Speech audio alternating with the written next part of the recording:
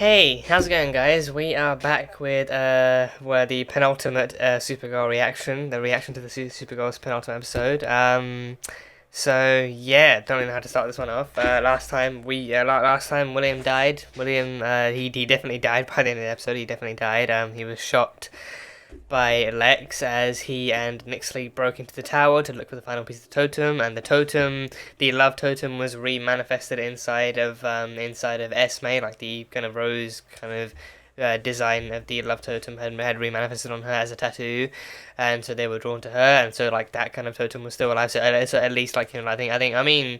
Because I think the other five were still kind of like in the Fortress of Solitude, and William never gave up that information no matter what, and also the leakage of Lex's journal under William's byline kind of cost him his life, and that was Andre's doing. So I think she's probably not going to have the time of her life dealing with that kind of after effect as well. Actually, because he sent her the video of Lex actually breaking into the tower and into holding him hostage, and then coming back in just to kill him as well. So she's got that footage of Lex officially having killed William. But I mean, again, that's not really going to do much. I mean, I don't know. I mean, again, he could easily pay off the jury and or the judge or whoever else he needs to pay off to try and slide past that. Even with literal footage of murder, he could, like, knowing him, he could find a way to kind of, either not have a hearing go forward or slip through the cracks or something. So at this point, I think we're just way past any kind of actual kind of traditional justice system now. It's just time for Supergirl and the Super Friends to actually try and take him down. So that kind of stuff is happening. So yeah, Esme's the new love totem. Esme's the love totem, which only makes sense. So we had that stuff. We had Brainy. He had a phone call from the 31st century. He had a phone call from the future, telling him that he needed to go back and help the other Brainies in the future stop or actually heal the big brain, because I think apparently some kind of like the AI plague in the future had harmed the big brain so much that the only way to actually cure it, or to even treat it at the very least, was to actually have all the brainies go into it and actually sacrifice their actual physical selves to have their consciousness uploaded into the big brain and cure it that way. But then that would mean that Brainy would never come back, so he'd go into the future, he'd essentially die, and then he'd be a part of the big brain forever, along with the rest of them, and then he would never come back. So he'd be leaving Nia behind, he'd be leaving the team behind, he'd be leaving everything behind, and then that would be the end of that. So Brainy's kind of future is kind of up in arms, in a sense. I think only time will tell exactly what kind of decision he makes, if he does actually go forward with it, if he actually does go into the future, and if he does try and find another way. Because again, I mean, that would be, it would be one hell of an ending for him, but I think whether or not it would be a good ending for him is, definitely like a personal perspective type thing, like, depending on how you view Brainy and his character so far, and exactly like if that's the kind of ending he would need to have in order to satisfy his part of the story. So that stuff is there as well. So Brainy needs to make a decision.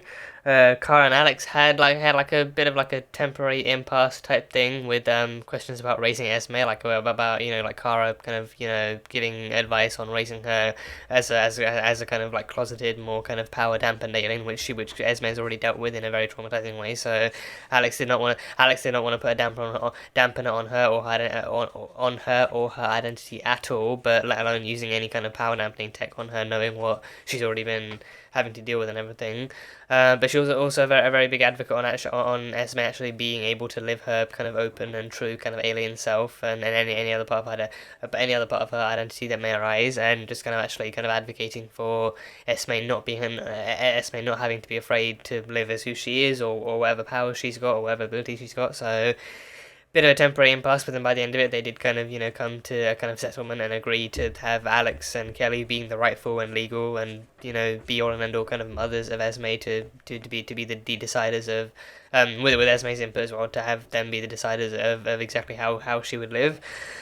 So I think that was like a nice kind of exploration of like Kara's past and just how kind of useful it was for her, but also just how kind of like how minimizing it was for her, and I like how it kind of offered up her own trauma of like her having to hide who she really was for so long, and then and ending up thinking that was actually helpful, instead of just thinking, oh, it's actually just kind of like that was her parents' decision and not hers. So Yeah, I think after that episode too, I kind of actually thought back to the Midvale episode, and you could see kind of like especially in the very first Midvale episode, I think you could see like just how much Kara actually did want to be able to use her powers to be able to be who she was, and then but then as she grew up and she grew up under that kind of camouflage, she literally did grow up thinking, oh, this was for the best, and this is the way it has to be. So yeah, that stuff was cool.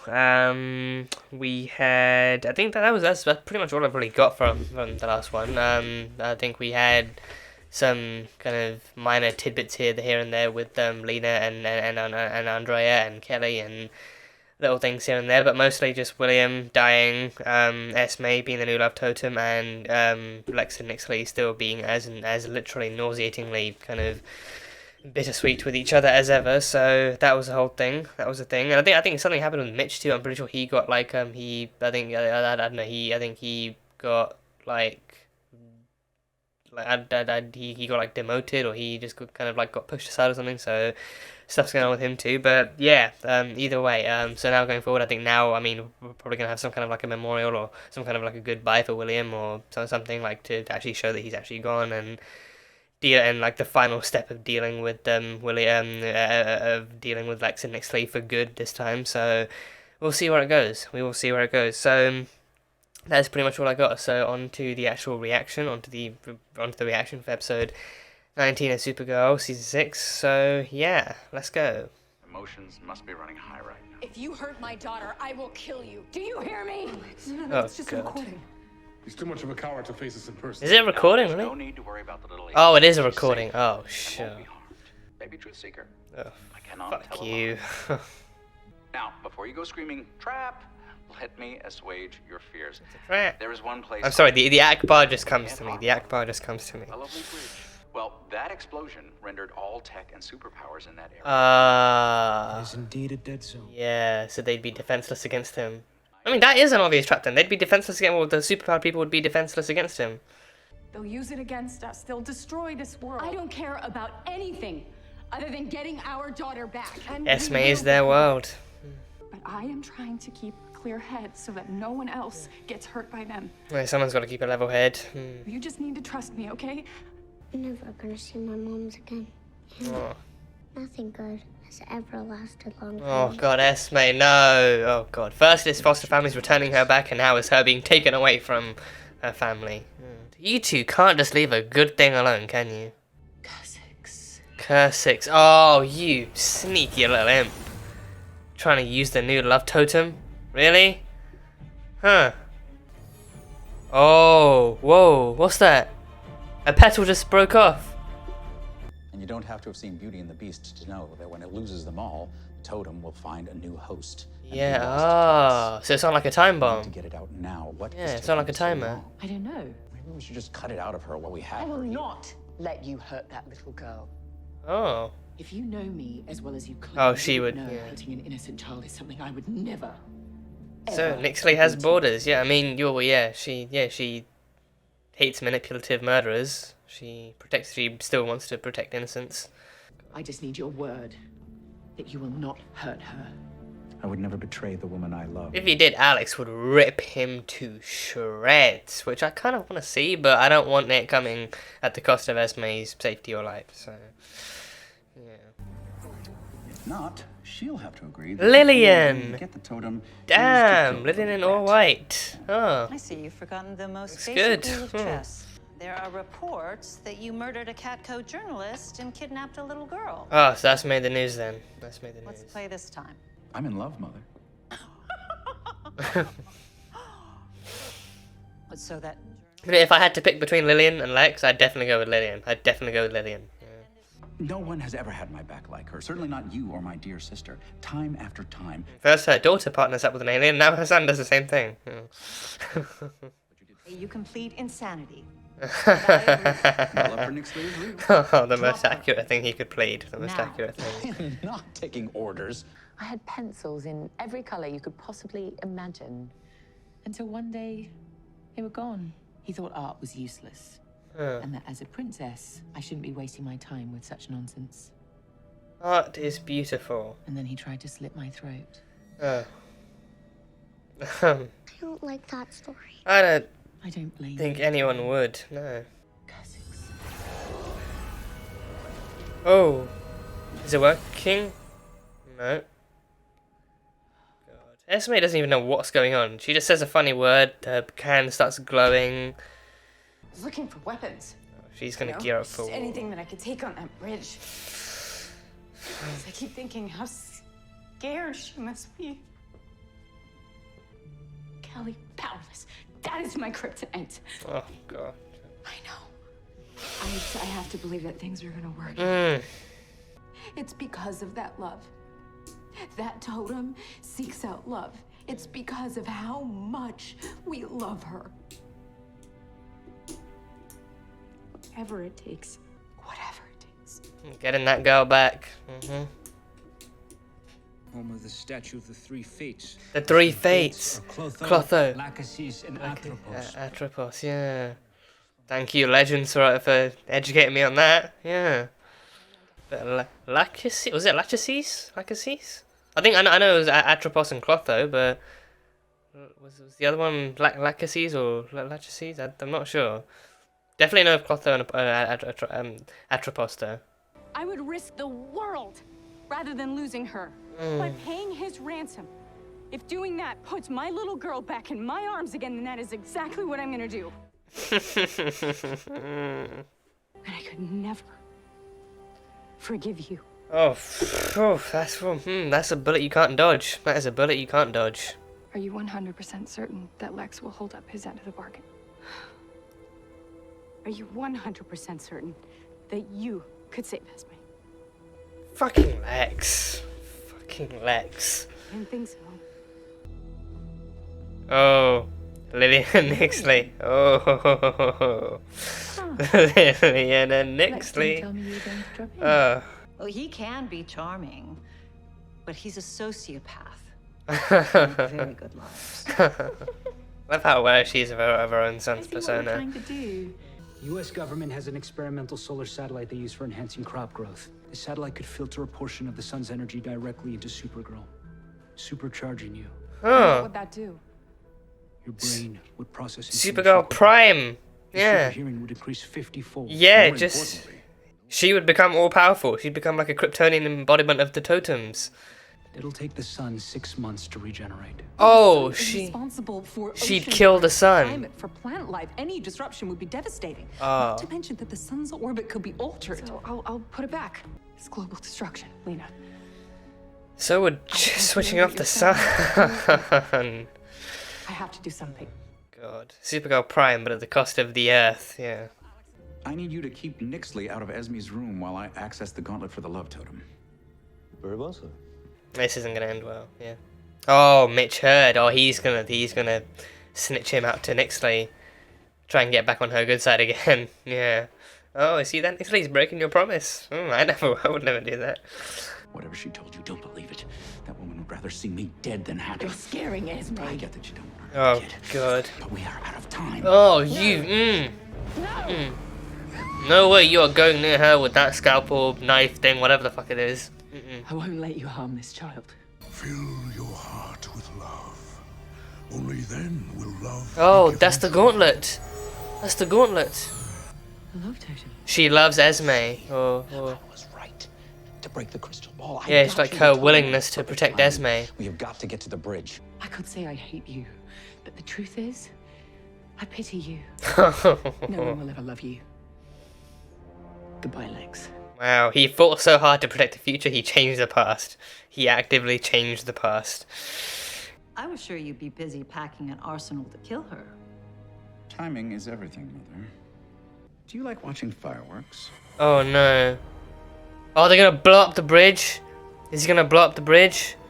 He told them not to make things inconvenient. He never said he wouldn't make things inconvenient himself. He's probably got bombs packed under the bridge, hasn't he?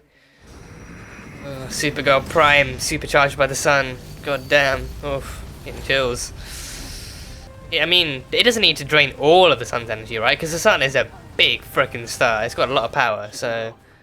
The clock to 4 minutes has Yeah, the sky gets darker. Yeah, for sure, the sky gets darker. Oh! Oh, the totems. Oh, different colour too. The totems are actually different colours this time. The All-Stone. An All-Stone. Oh god. Yeah, I thought she said bald man. I legit thought she was one in the bald man for a second, which either one would work, but oh yeah, he blew up the bridge. He blew up the bridge. Yeah, Supergirl, super duper girl. Super duper girl. Oh god, I'm already chaos. Yeah. Where'd that explosion even come from? This isn't right. Shut it down. You said this is the best way. No. Seizing power is what our enemies do.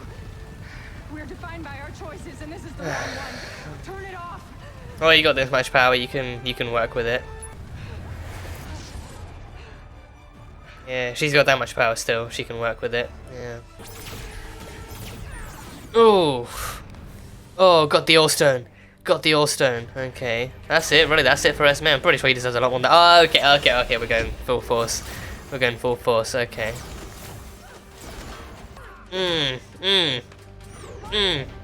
There we go. Oh, that was a good triple combo. That was a good triple pairing. Oh, Nia and Nixley. Oh, and Lillian with the All-Stone. Oh, Sean Scott Lillian. Oh god. Oh, she's got taser heels. That's actually kind of cool. I won't lie. That's actually kind of cool. She's got taser heels. Yeah. Brainy with the. Oh god, no. Oh, she's gonna destroy the toe. Oh, did she just separate the totem? Did she destroy the totems or separate them? Oh god, it's god. Oh, they all have pieces. They all got pieces. Oh god. Oh. Oh no, Lillian. Did she take that shot? Oh, Lillian.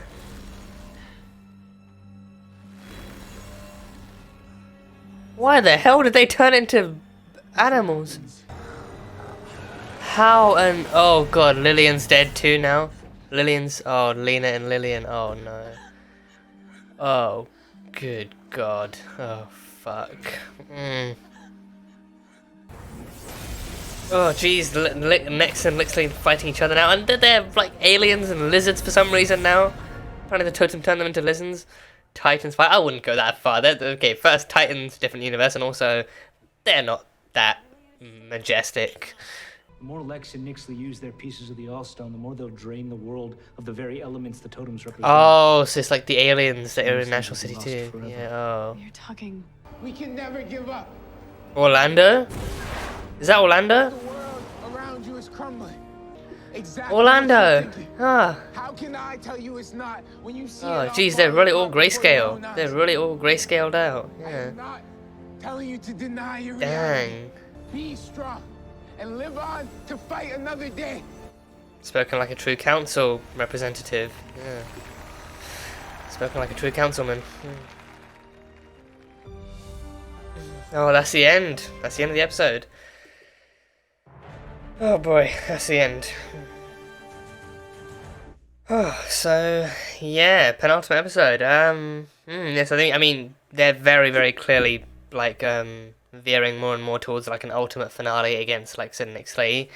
But how that's gonna go down, I don't know, because now they actually duking out amongst themselves. I think in terms of that, I think the episode kind of had fairly kind of nice kind of pacing, leading from like Lex kind of showing his colors of being, I think going from showing his colors of his true colors, actually being willing to do whatever it takes to get him what he wants, but then also because actually using it for Nixley's benefit too. Because I think that was the main thing represented in this. I think Lillian, we had Lillian back. Lillian back. That was great. That was really great having Lillian back. I think if I had to choose between a Luther in the show that I actually enjoy, like besides from Lillian, I think out of Lex and Nixley, out of Lex and Lillian, if I had to choose a Luther I actually enjoyed watching, it would have to be Lillian. I think from the beginning. She has had like she has exhibited those exact same kind of manners and ideologies and mentalities that she and what's his name, the dad, what's the dad's name, I don't want to put the dad's name is, no, actually I do know what the dad's name is, but what is the dad's name, like I think Lex is Alexander, I think Lillian and What is the dad's name? I genuinely can't remember the dad's name. Either way, the dad, the father Luther. Lionel Luther. Because my mind then went to Lionel Richie, and I was like, no, it's not Lionel Richie, but then it's like, oh, Lionel Luther. I'm pretty sure it's Lionel. Pretty sure it's Lionel. So yeah, like you know, like from the big, because I think her and Lena were introduced first, and then I think from the beginning, Lillian exhibited those exact same kind of mannerisms and ideologies, in her own way that kind of gave off the implication that she and Lionel both instilled those kinds of values and kind of mindsets in him from a young age, and tried to do the same with her, but then it didn't really work and everything. So that stuff was there, but yeah, Lillian came back, and I think, yeah, I've been thinking if and when they did bring it, I've been thinking if they did bring Lillian back, then at the very least, she would still kind of try and raise the question of like, are you sure you're into her? Because like she's an alien and all, and we've spent pretty much our entire lives and careers just kind of actually hating and trying to push down aliens and anything that's not human, and people who we think are beneath us and all that kind of stuff, and all that kind of stuff. So I thought at the very least, she might actually question that and actually show some concerns for it. But then with this one, she was fully against it, fully trying to break it down, trying to tear it down, trying to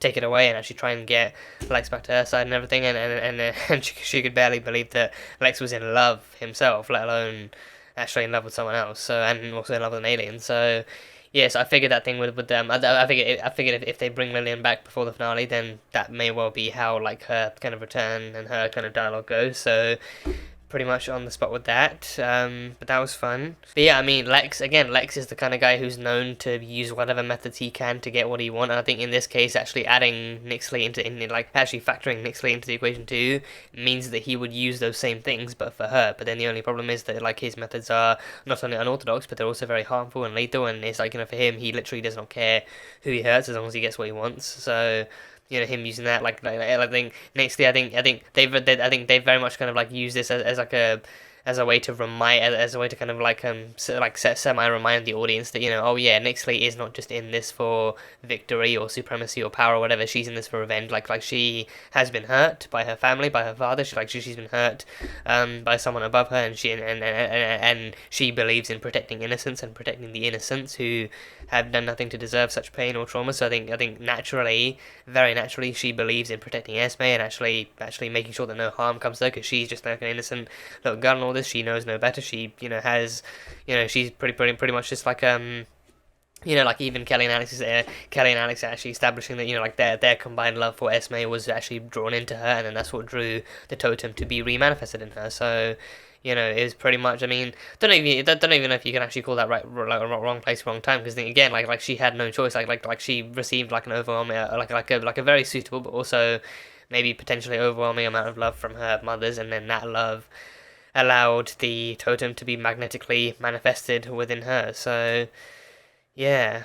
So yeah, and I think from that point onwards, I think you know, like Lex kind of pretty much biding his time until he felt more strongly about using his own methods, combined with Nixley's insistence on not harming Esme and not using her or even trying anything on her that would actually make their plan come to fruition even quicker.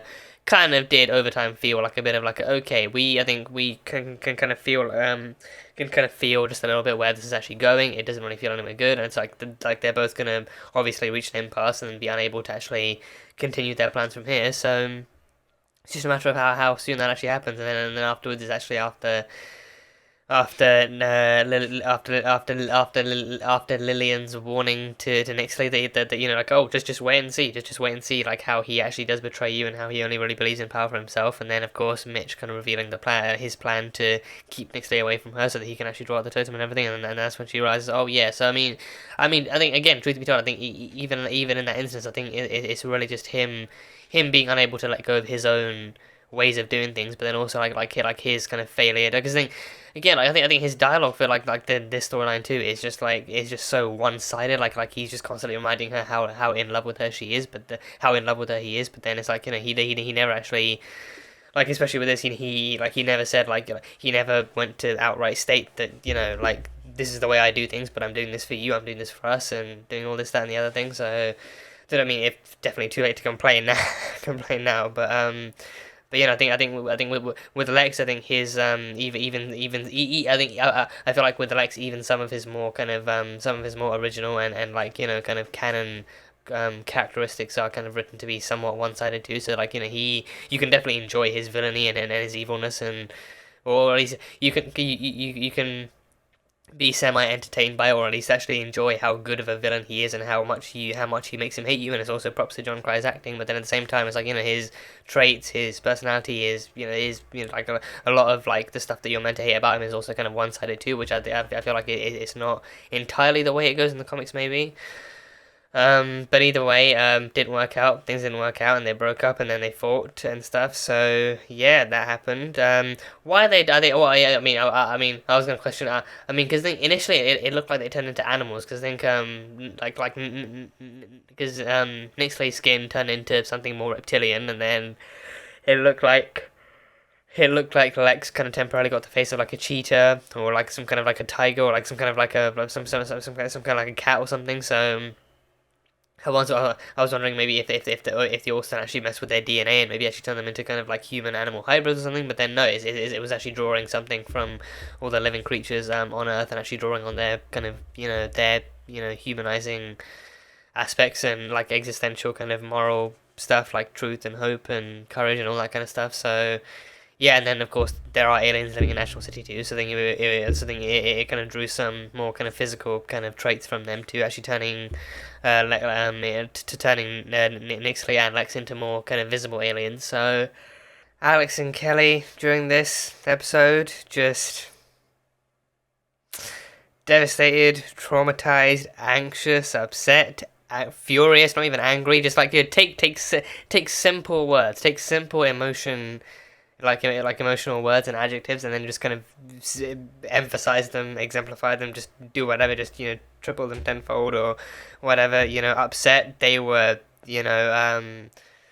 devastated, angry, they were furious, they were enraged, and like I think Alex especially. I feel like we got I think we definitely got a lot more of Alex's side of that kind of stuff than Kelly's. I feel like it could have definitely been like a lot more kind of well balanced. I think we got actual speech and actual screen time with Alex. Like Alex, I think like Alex and Kara talking about like how Alex was feeling, and then we got Kelly talking about it with Alex too. But then I feel like maybe we could have gotten it with Kelly and Lena or Kelly and Nia. Kelly and Nia, they.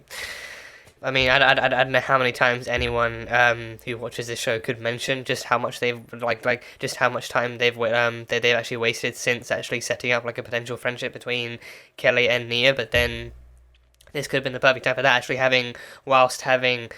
They could have had it like first showing Kelly and Alex and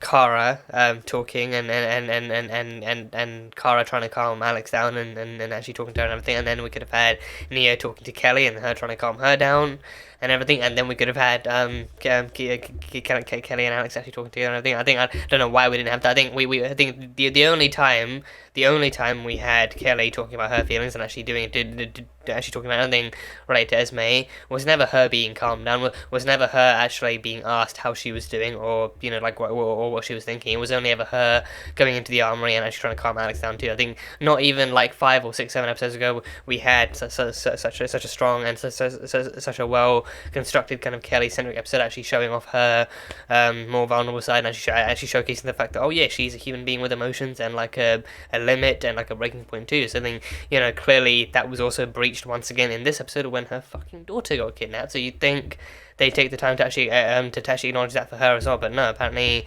only when she's talking to Alex, and apparently then only when Alex is talking to someone, only then does it get brought up. I think I really feel like they could have actually fit in or even replaced like something with like Kelly and Nia actually kind of like talking together actually, and Nia helping Kelly get through the emotions the same way that Kara was trying to help Alex get through the emotions and everything. But no, we didn't get that. We didn't get it. Just Kelly and just Alex and various people. So Yeah. Regardless of that, seeing them as worried, sick, and devastated and anxious as they were for Esme, definitely made a lot of sense. Again, they've really, I think even in the time span of the kind of story itself, like it's been like a few weeks, maybe a couple of months, or like a month at most, since they've actually had Esme, so it really hasn't been that long. And Esme has that history of of actually being kind of left behind or being taken away from families, or even having families taken away from her and everything for various different reasons and everything. So did not make her feel the best. It did not really make Esme feel the best. Being taken away from her mothers and then taken into like an evil villain's lair and being used for some hidden power within her that wasn't even her own power.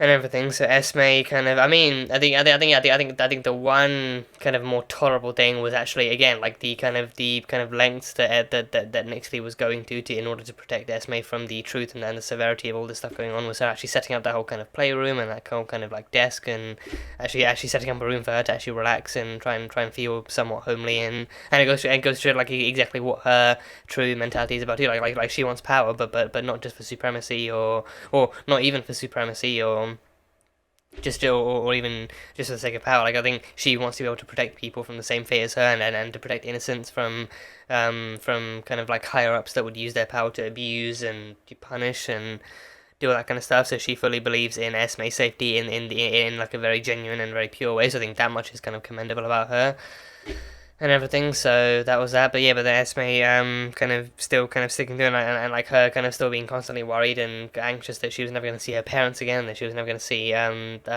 mums again, and still worrying that things were going to go wrong, and just kind of being really freaked out the entire episode. Just kind of, props there for keeping everything together. But yeah, she was there. And then I think Alex too. I think her plan in willing. I think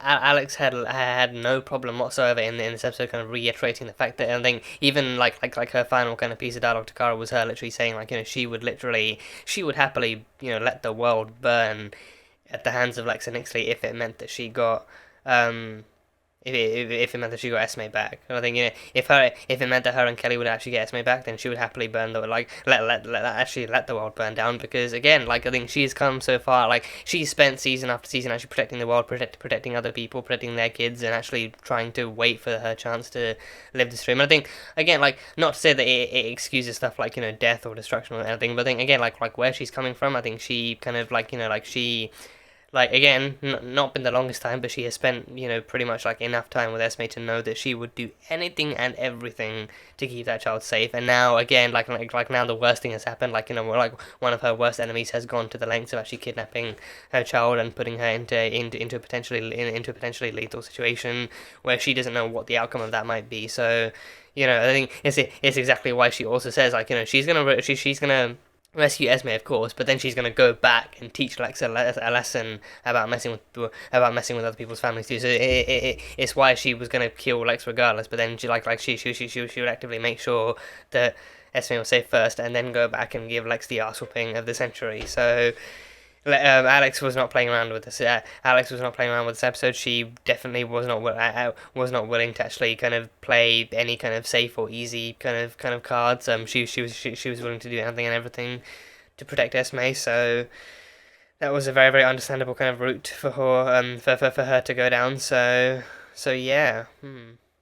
And then, yeah, I think in the end, Lillian got hit by a spark bolt, a shot from the All-Stone. And I thought she would die. I literally thought, oh, that would be the cost of, on the one hand, I feel like it would be it would be like a very fitting kind of quick switcheroo route for the type thing for the writers to pull. But at the same time, I thought,